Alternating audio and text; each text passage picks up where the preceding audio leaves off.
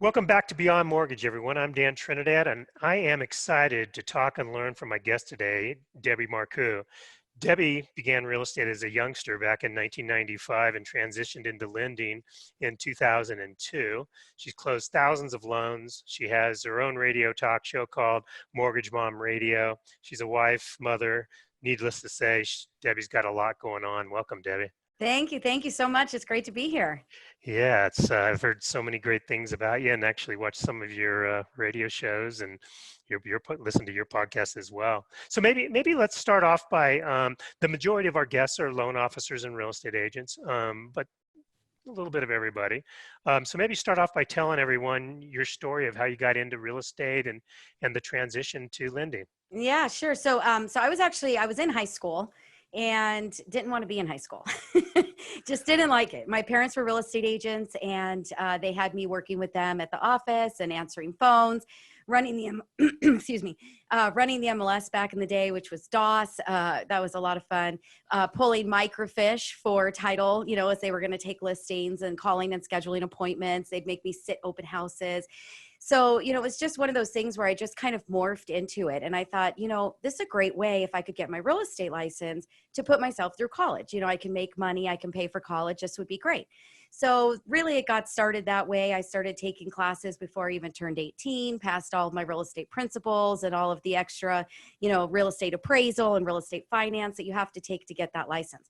So I go downtown, I'm 17 years old here in LA, and take my test. I'm the first one out. It took me about 45, 50 minutes, probably because you're still a sponge back then. Wow.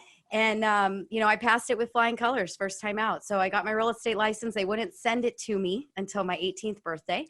And, started working with them. And I was, showing property, writing contracts, still in high school, getting, the pager was going. I had the bag phone, with me at school. It was really quite funny. People thought I was hilarious. But because of all the extra credits that I had from college, having taken those courses, I actually didn't end up having to go to school the last semester of my senior year. So I really just started focusing on working with them and figured this was going to be a great, way to put myself through school and pay for school. And it just kind of kept going that way until I had my first son, and I didn't want to be in the car anymore. I didn't want to be working open houses. I didn't want to be showing people properties late at night. And so, the W-2, the medical insurance, all that stuff that comes into play when you start getting, a little bit more mature was important, right? So that's how I actually got into lending. And my mom and my dad actually split, and my mom went into lending. He stayed in real estate. And so now she's a huge loan officer at Union Bank. And it was just, I think it was just kind of, you don't realize how much you learn, as a kid when you're around it all the time, and they're always talking about properties and listings and equity. Right. And, so that's just kind of how I got into it. And so I feel like I've been into it a really long time. Yeah, as we talked before we started recording, we've both been through it all, and it's pretty cool because you've got a great perspective on the lending world and its growth. I mean, we've been certainly blessed with a very long, good run. In fact, I mean, I got in the business when rates were, I think, 17%, 18%, and so it's been on a slide ever since. Yeah. So tell me, how we're in these crazy times with this pandemic. Mm-hmm. First of all, how are you and your family doing? We're good. It's actually amazing. We have had some very, very close to home people get ill from the disease, I'm sorry. The pandemic or coronavirus or whatever you want to call it, from COVID. And, my sister's mother-in-law, so basically they've been married 25 years, my sister and my brother-in-law. And so she's like another grandma to my kids. I mean, we all, we're together at Christmas and everything. So that was really scary. She was on a ventilator for 4 weeks, and we really didn't think we were going to get her back. And we did. So we were very, very grateful for that. Very blessed. We've got my cousin's husband is right now currently on a ventilator in the hospital. So for us, it's been very close to home. You always think, it's not going to be us. It's always going to be that other family that's going to experience this. And, we're experiencing it, and it's really, really close to home. So it's been trying. We've been staying home. We haven't been going anywhere. Everybody's got their side, right? Some people are like, just go out. we've got to get it. There's the herd immunity going on. Then there's the other people that are kind of scared to go out, don't want to go anywhere. They're going to listen to, whatever the government's telling them to do, stay at home. It's an order. Don't go anywhere. We're really I'm at a point where I don't really know what to believe. There's so many different reports, and one report says this and one report says that. And so I'm just blessed and grateful, and we're staying home. We're doing what we should be doing.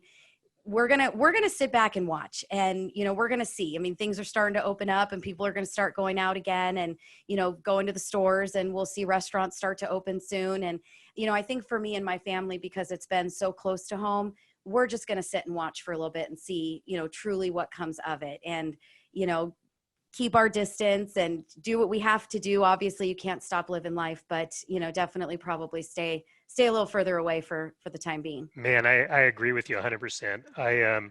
I have not been, I don't know anybody that has gotten this virus. But I share the same belief as you. We're really lucky in our careers that we're finding out we don't need to be in the office.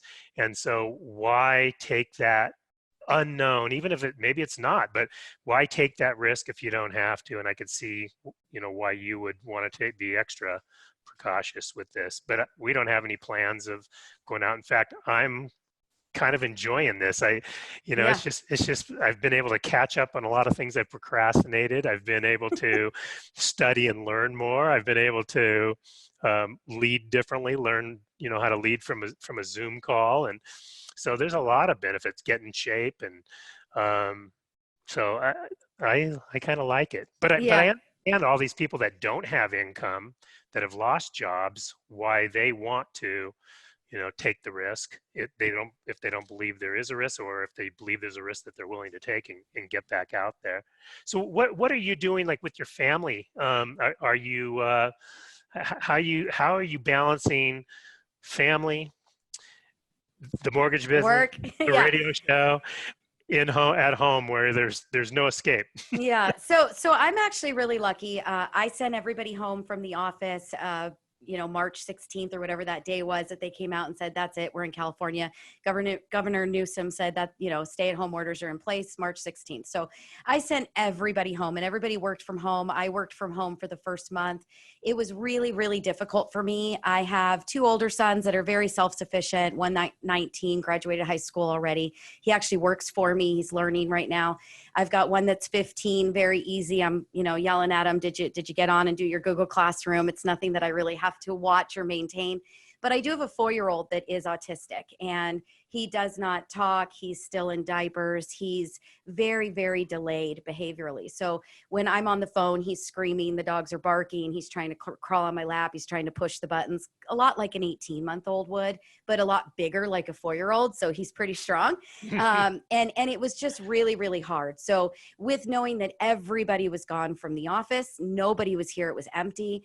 I did come back to the office. I am working out of here. My son, who lives with me, is working with me. We're already together every day, all day long. Mm-hmm, mm-hmm. And my brother actually works with me as well. And so it's, he's a single guy, and he doesn't have a girlfriend, and he lives at home alone. He's got couple cats. And so, he's promised me he's not going to go anywhere or hang out with people or do anything that he shouldn't be doing. So it's the three of us actually back at the office to be productive, because it was really, really hard. I mean, I'll give everybody out there that is working from homes with young kids all the props in the world, because it really is, it's practically impossible. And I don't have an extra room in my home. I don't have an office space that I can close the door. So it was really difficult. You're standing up, you're at your kitchen countertop, you're trying to make it work. I can't sit at my table because the little guy wants to climb on the table. So actually I gave up. I threw it up in the air and I said, that's it. I'm going back to the office. But I did, everybody else that works for me, they don't have young kids, or if they do, they work from home already anyway, because that is their situation. So, we're not endangering anybody, but by being here, but Right. it's definitely was a must. I had to do it. So I get it, man. I yeah. love it. And didn't you find, though, even though you were probably, you were stressed out the first month, but didn't you find that people are just more understanding because Yes. we're all in the same situation. So if you got dogs barking in the background or people walking by, I sent my wife and dogs out for this because I was afraid of what could happen. My first one on, at the second home. Right. But I've found that people um, have have been a lot more understanding. There's a quality of humanity coming out as well, even though there appears to be this big divide right now. Um, I think I'm hopeful people will become more understanding, empathetic, and kind out of this. Um, I sure hope. So you were already, as a company, you were already able to work remotely. So your loan processors, the rest of your team are working from their house. And was that a pretty easy transition? It was. So Mortgage Mom Radio is my radio show. It's our education and advice. It's my way of bringing information to, the consumer. And then out of that, come the calls and people asking questions, which turn into loans. So this is really kind of my lead generation platform is Mortgage Mom Radio. But we work for Movement Mortgage. And so, Movement Mortgage, they were able to transition all of our processors to home. We were already very used to that because our processor works out of Arizona. So, Oh, she wasn't here in the office with us day by day. We do have, I have a loan officer assistant, Heidi, that we are used to working side by side with each other. She's actually the co-host on Mortgage Mom Radio. So it's been a little bit, a little difficult not being able to yell from one office to another, at right. each other. So it's just kind of getting used to that transition. But for the most part, really as a loan officer, what do you need to be at work for? So for somebody like me, where it is really difficult to work from home just because of my home situation, it's easier for me to have a space that it is work, a workspace. But for the most part, as a loan officer, if you can work from home, you're either the hard thing I think for a lot of loan officers is not being able to meet with clients in person. Hmm. I don't really do a lot of that anyway. The 99.9% of my clients are all by phone, email, online application, faxing, everything being remote and electronic anyway.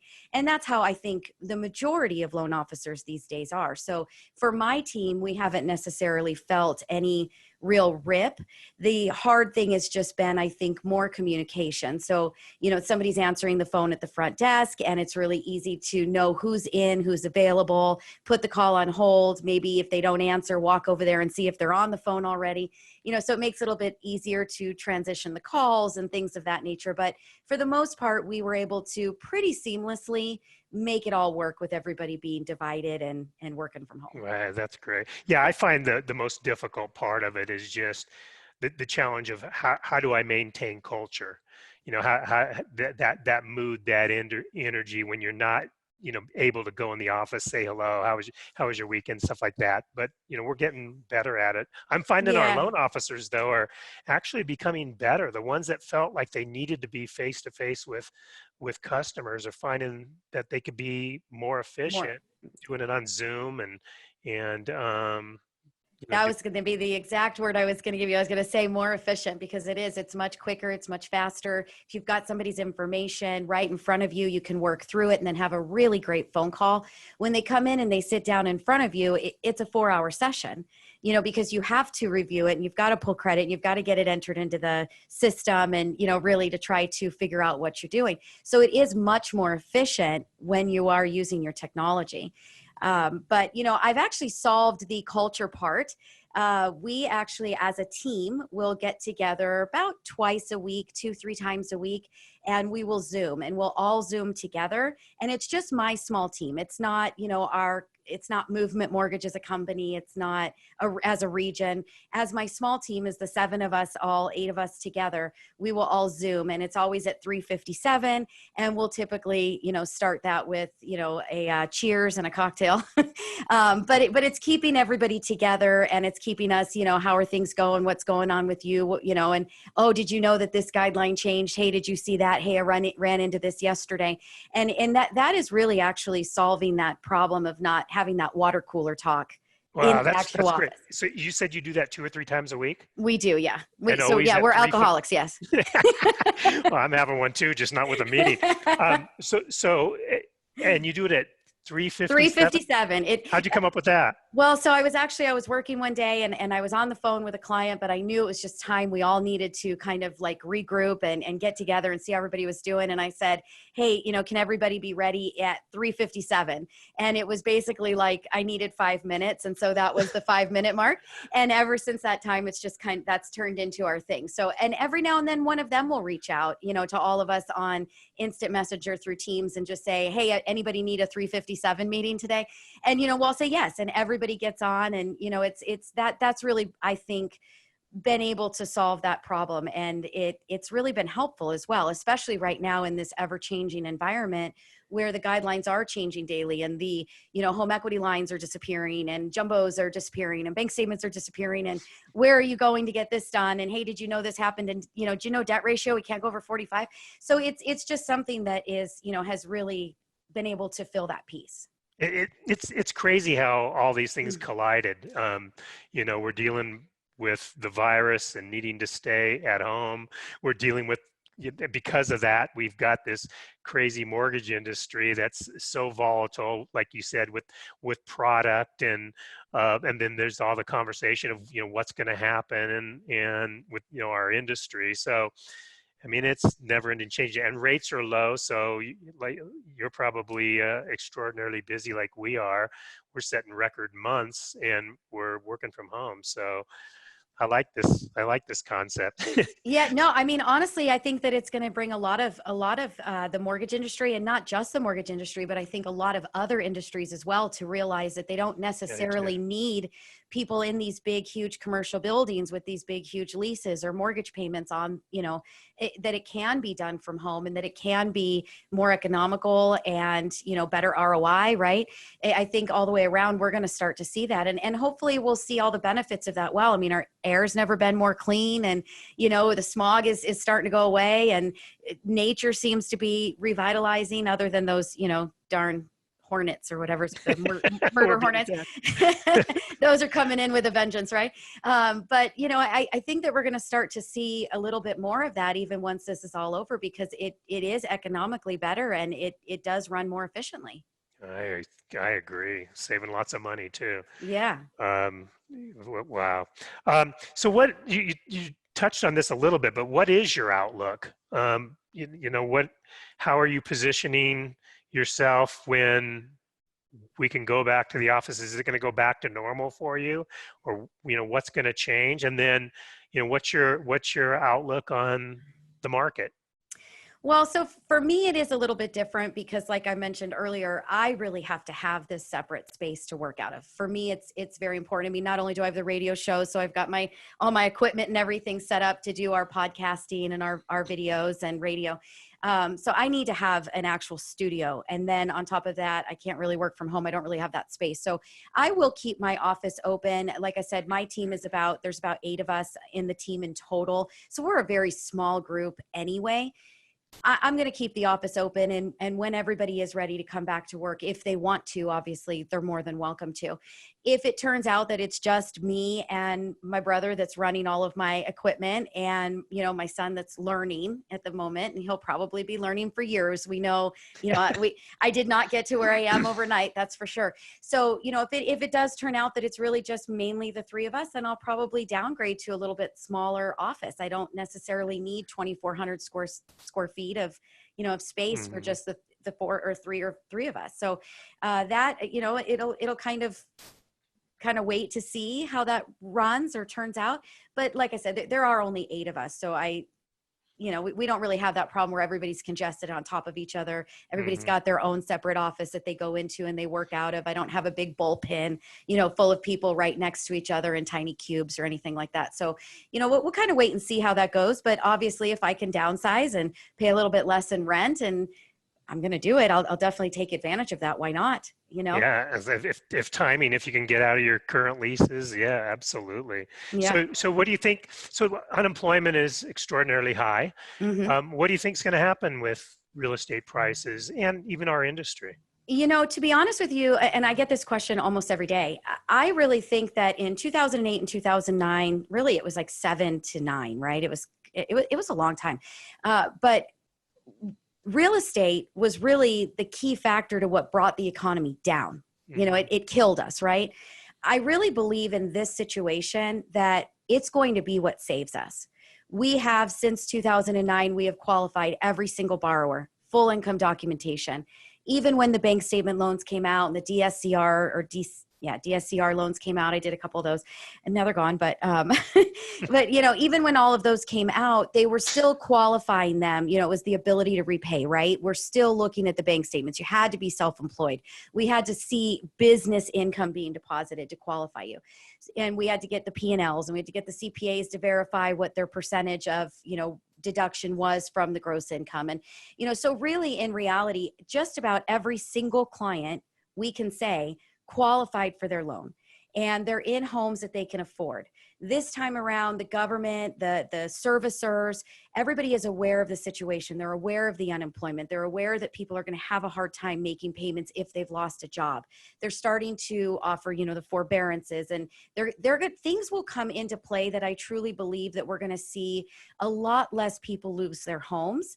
We're going to see a lot less people walk away from their homes, which in turn is going to keep our housing prices up. And I do think that we may, depending on how many people lose a job, and when even the economy opens back up, maybe that job isn't there anymore. I mean, let's face it, there will be companies that will close, that will not come back. Hmm. There are going to be people that do lose jobs and they do lose income. But you know what? We've been through all of the loan modifications already that we went through 08, 09, and 10. Those servicers should be able to get up and running in that kind of a department fairly quickly. It's not going to be that. I mean, we had a good from 2007, when people really started having a hard time, until 2000, and I would say 9. It 9 or took them 10, yeah. it took them that long to truly get themselves in a position that they were ready to process those loan Oh yeah. modifications, right? So there were a lot of people that were losing homes, that were applying for loan modifications, that were getting denied, that couldn't get that modification done. The home was getting lost. They were going into foreclosure.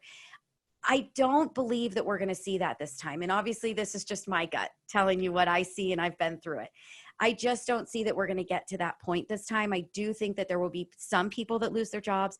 I do think that there will be some people that can't afford their homes anymore, and they could lose them and they could foreclose.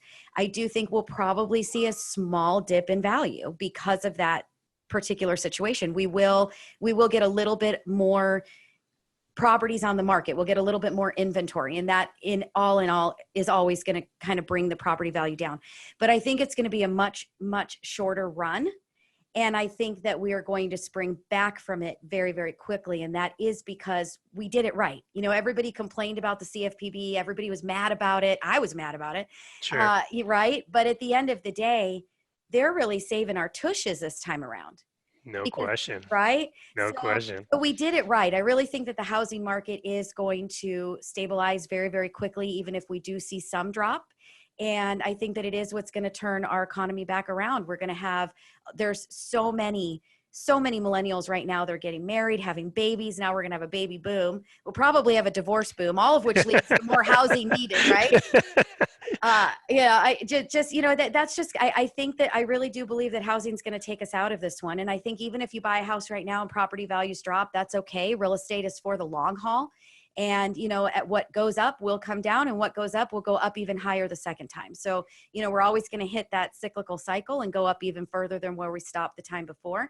And I think it's going to be a much, much shorter run if we do see a little bit of snag. I agree 100%. Yeah, real estate and securities actually have come back 100% of the time. Um, my advice to people, if you're planning on buying a property today to flip in 60 days, that's a little more risky. But Right. if you're planning on moving into the property and going to be there for a few years, buy now. Don't, because we have, there's a lot of people that think they're going to come down and they're going to hesitate to buy, and I think that's a crazy strategy for Well, sure. But it is. And then if you think about it, when the property values come down for a minute there, the economy and everything is going to be a mess. And what are we going to see? What have me and you seen, over the years? We've seen interest rates go up when the market starts to not do so great, right? right. So if interest rates are up, even if property values are down, their payments are the same. So why not get into a home, have your tax deduction, plant your roots, know that you can afford it?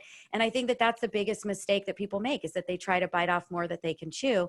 They need to get into a payment that they can afford. They need to make sure that they're getting into something that is going to cash flow for them in a way that they can maintain and they can sustain. Yeah, that's great. So how do you look at success? I mean, define success from Debbie's eyes. Like what has you win the day or win a week or win the month? What makes you most happy? So, there's success for me. So if I was, is creating a plan and actually hitting the target goal. So it's not necessarily how much did I make. It's not necessarily, how many did I close. It's whatever the plan is that I've set out. If I can hit that goal, that to me is where my success lies. So, I started in 2019. I kind of revamped my entire team. I was a branch manager, had a ton of loan officers, and I decided, you know what? I'm kind of done with this piece. I'm ready to just produce and just take care of me. And I'm going to build my team around me. And it was a huge change for me. So, I went from being a loan officer that then wanted to be into management and then had a big team that I built, right? All great things. And then I decided, you know what? I'm really going to build around me, because nobody does it the way that I do it. I'm working really hard to create that lead, and I'm going to take care of that lead because I put the blood, sweat, and tears into that lead. So it's going to be taken care of my way. Well, who's going to take care of it like me? Nobody but me, right? And that goes for anybody. It doesn't mean I do it different or better. It just means that the way that I work is the way that I want that particular lead or client taken care of.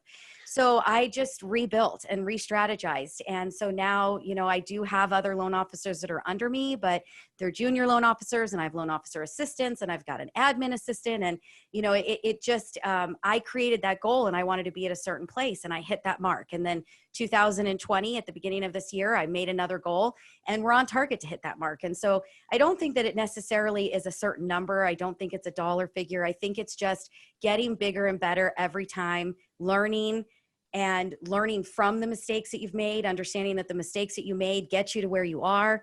That is success to me, is that I just keep growing and developing. Yeah. So when you broke off, when you said, okay, I don't want to lead a bunch of people anymore, I want to originate my own deals. Is that where the motivation came from to start the radio show? Or did you have the radio show prior to that? So I had the radio show prior to that. The radio show actually started because I did have a huge group of loan officers. At one point in time, I had 19 of them working for me. And I wanted to create a way that I could bring leads in to feed to the loan officers. Because let's face it, the hardest part of our job is getting that client, right? It's finding that lead. And so I was trying to come up with a strategy that I could give them in-house leads or branch leads, and while they were also working on trying to become self-sustaining and getting their own business from real estate agents and CPAs and that whole thing. So that's really where the show started. And then I realized that there was so much business coming in from the show, but the leads weren't getting followed up on the same way, not the way that I would want them to be followed up on. Somebody just hands you a lead for free and says, hey, do this loan, but you're going to get paid, less basis points. But hey, here you go. It's a free deal. You're going to call once, you're going to leave a voicemail, and you're probably not going to go back to it because you didn't have to put anything into it to get it. Mm-hmm. Right. So when I kind of revamped, I already had the show going and I knew what the potential of the show was. And I wanted to see, what can I do? If I was the one actually picking up these calls, dialing out, talking to the clients, what would that number truly look like? And I can tell you that the lead capture has turned over to be about probably 70% greater than where it was when I was just handing it out. So, but if I'm going to talk to all of these leads and I'm going to get them all to apply, there is no way that I can structure every single loan. I can submit every single loan. I can get every CD out. I can fund every loan. Come on. Yes, you could. You've got to build that team around you. That's the most important thing. But you also want that client to feel like they're being taken care of. And so you've got to create your team. You've got to make sure that they understand how you want it to be run. all the way down to my organization has changed. I mean, we have just got everything into place from OneDrive folders. They're set up specifically. Every document that comes in has to be named in a certain way. I mean, I'm definitely, a little bit of a control freak, but it's hugely changed how productive that we are and how fast that the loans are moving and that capture rate. Yeah. So are you doing anything for fun? Is there balance? Yeah. So I actually, through this whole thing, I've been working out. So I've been doing Pilates by Zoom with my sister. She's a Pilates instructor. So Oh, wow. doing that a couple days a week. And I mean, swimming in the pool. I mean, we're not really going anywhere right now or doing anything fun. I've got my motorhome is gassed up and ready to go. I'm just waiting for the time that they say it's okay. So I figure for, during the time that we're, stuck and we shouldn't be going anywhere or doing anything, I'm just putting in as many hours as I can, because as soon as they say, hey, everybody get back to work, you're good, Debbie's taking work off. We're getting I'm in in the the motorhome and motorhome. rolling. Yeah, I'm rolling. I'm going to take about 2 weeks off with the family, so That's a great plan. yeah. So, is there anything that keeps you up late at night? Any concerns, fears that you're dealing with right now?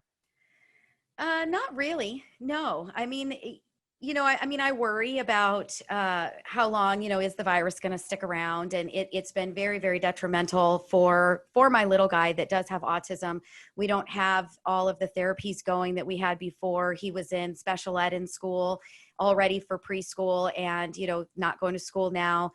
Try doing special ed with a 4-year-old through online learning. It's Wow. impossible. We don't have speech therapy going. We don't have ABA was coming to our house 5 days a week, 4 hours a day. I mean, he was just inundated in therapy, which was fantastic for him. So I do see that he's actually regressed a bit. And we are doing as much as we can with him, but obviously we're not the professionals. And I won't say that I am. I'm good at my job and what I do, but I'm definitely not, a child therapist. So, that keeps me up at night. That really worries me. I've got a son that's a freshman in high school, and, I know that they do better in the classroom. They definitely learn better. I think that they get more out of it. So I do worry about how long is this going to stick around? How long is it going to be before they're back to school? How long is it going to take me to feel comfortable? So even if they said tomorrow kids Right. could go back to school, I don't know if I'm going to feel comfortable to send them back to school. Right. So I think that it's just kind of that, how long is it going to take for us to get a coronavirus shot, right? Like we take a flu shot every year. I think that that's probably my biggest concern. Right? I'm not worried about anything else. I used to, as a young loan officer, and I guarantee you can understand this piece, I would have a deal go sideways and I would stay up at night and I couldn't sleep and I was worried all night long. I sleep like a baby now. There's nothing that you can do to fix it at night. So you might as well get a really good night's rest, wake up fresh in the morning. Most of the time you actually come up with a solution by that point. So that was my motivation for starting a company and not being an originator anymore, was that midnight wake up thinking, oh my gosh, I forgot to do this, or I've got to deliver bad news first thing this morning. Those are the kinds of things that, produced a lot of stress for me. Yeah. Anxiety. Yeah. No, Anxiety. I've learned over my time in this business that, number one is that you tell it exactly how it is. And if you lose the deal out the gates, that's okay. It wasn't a deal to begin with. I don't fight over rate. I give them the best deal I can right from the beginning. I tell them exactly what the closing costs are. And we talk about their appraisal and what value it has to come in at, or that, things are going to change. When I quote them a rate, they know exactly what credit score I'm using when I quote that rate rate can change if I pull the credit and it's not the same rate. I'm very straightforward. I'm very blunt. And sometimes I do lose a transaction for that reason, but I can tell you that the clients that stick with me they're happy about it. They appreciate it. They understand it more. It comes from that education piece of what I'm trying to bring to the table. I'm trying to educate my client. And when you do it in that way, I really don't have to deliver bad news. Obviously there's going to be a purchase and appraisal is going to come in low, and you've got to call that real estate agent and say, hey, the appraisal came in low. But even that, it's just, I think 20 years in the business, right? 25 years in the business, you just kind of learn like this is part of a transaction. You can't be scared. You've just got to call and Right, throw it out there. Just right, get it over with, right? Rip the right. Band-Aid off and say, how are we going to fix it? So When I got in the business, the concept of having an assistant didn't even exist. Like I never thought of having somebody as an assistant. It was loan officer, processor. This is what you do, and it didn't exist. And coaches didn't exist in the 80s. You'd hire a consultant, and the consultants would charge you a lot of money, and so the times have changed. So what's really neat is your son's learning all this from you. yeah. So I mean, he's young, and I'm sure you're just pouring into him with all this stuff you're talking about. He has a heck of a start in this He does. industry. Yes, he does. He's very, I was very lucky to get in the way that I did. And obviously that was in a real estate world, and then moved into loans, which I didn't learn from my parents. But when you have already dealt with purchase contracts and you know what title is and you know what an FHA loan is, obviously I had a leg up on somebody else. It was just walking in green. So, it was a little bit easier for me to just jump right in with 2 feet and keep going. So I learned a lot from my parents, and that's all I'm trying to give to him. He just isn't a school guy, and that's okay. I mean, a lot of parents really push hard on their kids to go to college, and we started him. I mean, he started at junior college and really wanted to, he thought, work on cars. And so he started in an automotive program, and all of a sudden realized he didn't really want to do that. I'm sure he didn't like trying to scrub his fingernails out every night. So he said, well, maybe I'll work with you. And I said, okay, so he's here and he's doing it, and he may change his mind. He's 19 years old. He may decide Right, this isn't what he right. wants to do, but I want to teach it to him the right way from the beginning. So he's got good habits, learning, and, we're going really, really slow. Right now, his one and only job that he does is labels documents. Okay. So he just has to know what the document is, to know what to label it, and what folder in the file do I put this in. So he asked me today, Mom, what's this? It says EDD. I said, put it in income. It's a gap of employment. The guy was out. He's like, okay, so that's all I want him to do right now. How long's he been working with you? Well, he has been doing this piece since, gosh, I would probably say January of this year. Wow. Before that, you send them, they go to high school, they do learn some stuff that's actually really, really helpful. So he took a video editing class in high school, video production. And so he learned how to cut and edit the sound. So he's been cutting and editing my podcasts for me for the last year and a half, almost 2 years. He knows how to create commercials for me with video and insert a lot. So he was doing a lot of just kind of that video sound stuff before, and but now he wants to learn something that's going to make him some money someday. So good job, Mom. Yeah, good job. My youngest son is working for us as well, and I get a lot of joy from it for sure. It's